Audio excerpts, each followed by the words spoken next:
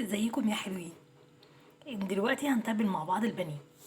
المقادير: كيلو صدور متقطع شرايح للبانيه، بصلتين، ملح وفلفل اسود وكمون، عسل، ليمونه، قرن شطه، قرن فلفل، معلقتين خل، كوبايه زبادي. لو مفيش زبادي عادي بنحط لبن رايب.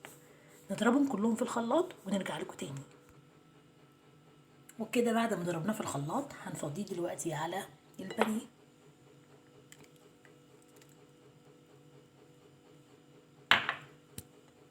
نقلبه كويس كله مع بعضه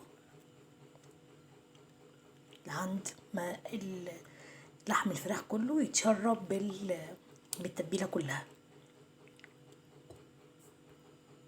دلوقتي قلبناه كله في بعضه لعند ما كل اللحم كله يتشرب بالتتبيله، ونسيبه في التلاجة مدة على الأقل ما تقلش عن 4-5 ساعات، أو يفضل ليلة كاملة يتحط في التلاجة ويتاخد منه، علشان التتبيلة دي بتدي طعم جميل حلو وجميل للصدور.